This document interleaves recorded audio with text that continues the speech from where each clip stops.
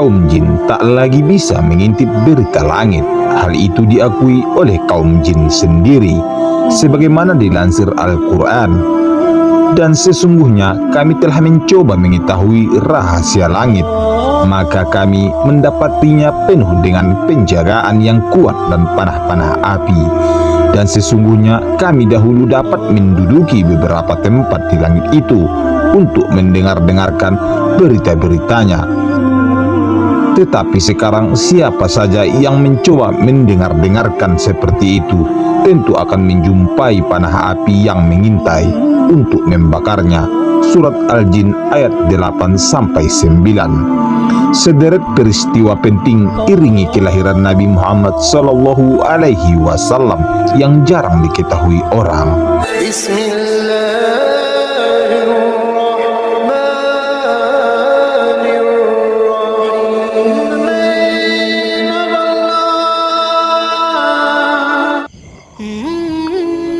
Assalamualaikum warahmatullahi wabarakatuh. Dunia Islam.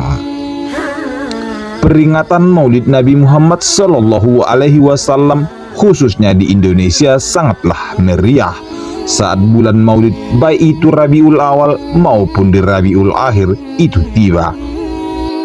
Masjid-masjid di tanah air ramai dengan peringatan Maulid Nabi. Bahkan bukan hanya di masjid-masjid, tetapi juga di musola, kediaman pribadi, sekolah, instansi pemerintahan, sampai istana. Peringatan ini pun digelar. Alunan solawat dan syair-syair cinta Rasul serta lantunan ayat-ayat suci Al-Quran lebih sering terdengar dari sudut-sudut kampung dan pemukiman warga muslim.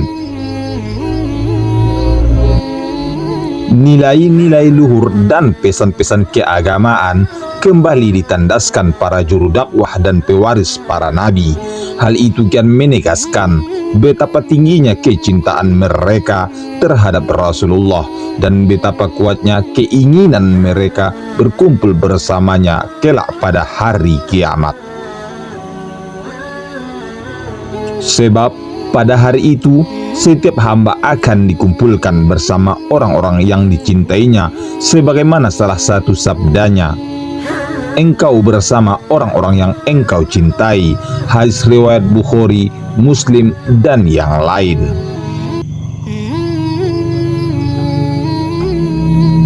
Peringatan tersebut dilakukan kaum muslimin sebagai wujud kecintaan dan penghormatan mereka terhadap Rasulullah sebagai panutan alam yang sangat berjasa bagi mereka, sebab ia adalah sosok pembawa cahaya terang di tengah kegelapan.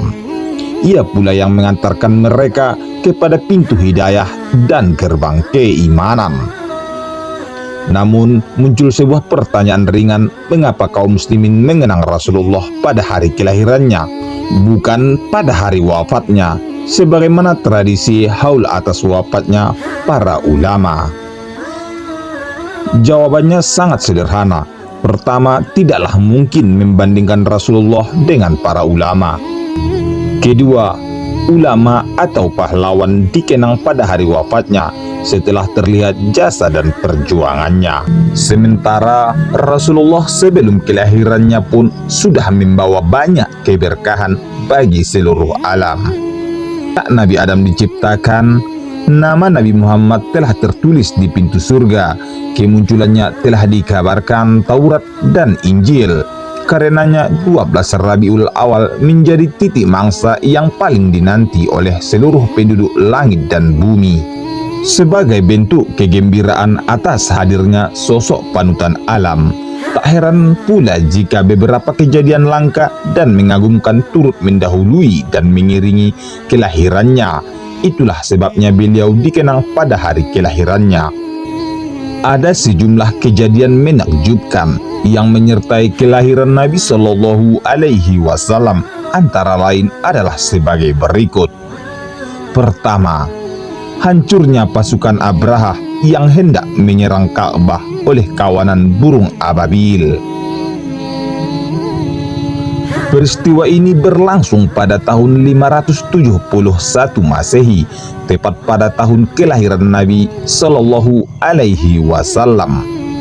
Penyerangan Abraha sendiri dipicu oleh kecemburuannya melihat bangunan Ka'bah yang selalu ramai dikunjungi masyarakat Arab dari berbagai penjuru. Kendati sudah mendirikan gereja super megah sebagai tandingannya, namun masyarakat Arab tetap memilih berkunjung ke bangunan tua yang didirikan oleh Nabi Ibrahim dan Nabi Ismail tersebut. Itulah alasannya Abraha bertolak dari Yaman bersama pasukan bergajah untuk menghancurkan rumah Allah tersebut. Namun Allah berkehendak menyelamatkan rumahnya. Gajah-gajah Abraha berhenti di tempat yang dikehendakinya. Saat itulah Rabbul Ka'bah menurunkan kawanan burung ababil dari berbagai penjuru dengan membawa batu-batu dari tanah yang membakar. Batu-batu tersebut kemudian ditimpakan dari atas ke kepala bala tentara Abraha. Kedahsyatan peristiwa ini pun diabadikan Al-Quran dalam surat Al-Fil ayat 1-5. Hewan gajah sendiri menjadi nama surat yang mengisahkan peristiwa tersebut. Kedua, sebagaimana yang diungkap Makhzum bin Hani al-Makhzumi pada malam kelahiran Nabi Shallallahu Alaihi Wasallam, istana Kisra berguncang hingga 14 ruangannya runtuh. Api di negeri Persia yang selalu disembah kaum Majusi padam seketika. Padahal sudah 1000 tahun lamanya api tersebut selalu menyala. Seiring dengan kejadian itu, air danau sawah surut, lembah Samawah kebanjiran, sejumlah mata air mengering, sehingga membuat Kisra dan rakyatnya bingung dan berkelimpungan. Dikabarkan pula seorang kepercayaan Kisra bernama Al-Mubidan bermimpi melihat unta-unta bermuatan berat menuntun kuda-kuda bagus. Unta-unta tersebut berjalan mengarungi sungai Tigris dan sungai Eufrat, lalu menyebar ke sejumlah negerinya. Menurut penafsiran, sebuah peristiwa terbesar di penjuru Arab akan terjadi. Peristiwa yang dimaksud tak lain adalah kelahiran Nabi Shallallahu Alaihi Wasallam.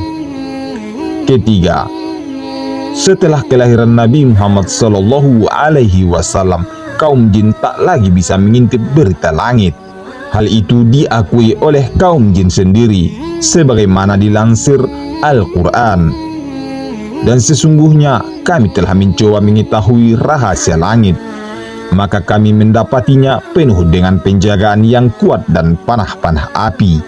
Dan sesungguhnya kami dahulu dapat menduduki beberapa tempat di langit itu untuk mendengar-dengarkan berita-beritanya. Tetapi sekarang siapa saja yang mencoba mendengar-dengarkan seperti itu tentu akan menjumpai panah api yang mengintai untuk membakar. Surat Al-Jin ayat 8-9. Padahal sebelumnya mereka dengan mudahnya mendapatkan kabar dan perintah langit untuk kembali disebarkan kepada juru ramal dan tukang sihir. Namun setelah Nabi Shallallahu Alaihi Wasallam lahir, Allah meminta langit dihalangi dari setan dan dipenuhi penjagaan malaikat, panah-panah api, sehingga mereka tak lagi bisa mendengarnya.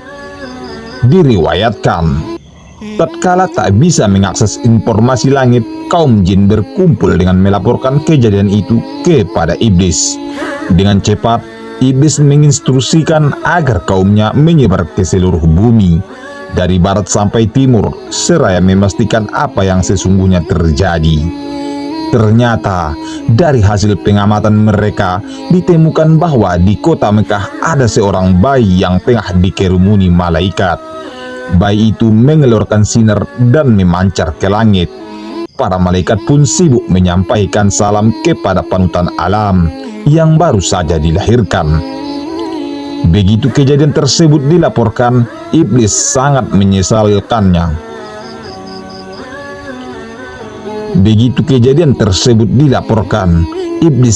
menyesalkannya.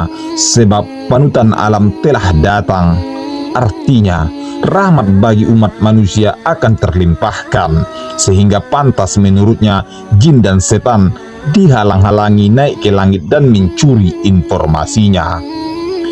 Keempat, beberapa kejadian yang menimpa Halimah As-Sa'diyah, ibu persusuan Nabi Muhammad Sallallahu Alaihi Wasallam.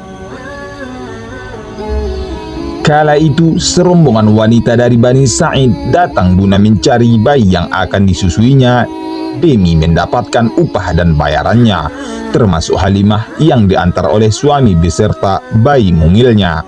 Namun 2 hari berada di Mekkah, Halimah belum juga mendapatkan bayi, dan yang tersisa hanyalah bayi bernama Muhammad bin Abdullah. Rupanya bayi yang satu ini tak menjadi pilihan para wanita Bani Sa'id lainnya, mengingat kondisi yang yatim. Harapan mereka mendapat upah dari bekerja menyusuinya tak akan terpenuhi. Tetapi karena tak mau pulang dengan tangan kosong, akhirnya Halimah sepakat dengan sang suami untuk mengambil bayi yatim bernama Muhammad itu. Tak diduga, begitu sang bayi diterima dan dibuka kain bungkusnya, Halimah melihatnya penuh takjub. Wajah sang bayi yang bercahaya membuat dirinya begitu kagum, karena baru itu ia mendapatkan bayi yang luar biasa. Bahkan tak sampai di situ, begitu si bayi disusui, air susu dari Halimah mengalir deras. Bahkan unta yang ditumpangi mereka yang semula kurus seketika menjadi gemuk dan kuat menempuh perjalanan. Sejak itu keberkahan pun berlimpah, tidak hanya kepada keluarga Halimah, tetapi juga kepada kabilahnya. Itulah beberapa peristiwa menakjubkan yang menyertai kelahiran Nabi Muhammad Sallallahu Alaihi Wasallam. Masih banyak lagi peristiwa lainnya, seperti bersujudnya berhala-berhala, terdengar suara dari dalam Ka'bah, ramainya burung-burung seakan memberi salam, kejadian Aminah yang sama sekali tak merasa letih setelah melahirkan Nabi Muhammad Sallallahu Alaihi Wasallam, datangnya para wanita mulia mendampingi persalinannya, kondisi bayi seperti yang sudah dikhitan, dan sebagainya. Itulah sekilas tentang kelahiran Nabi, beberapa peristiwa mengagumkan yang menyertainya, dan tradisi memperingatinya.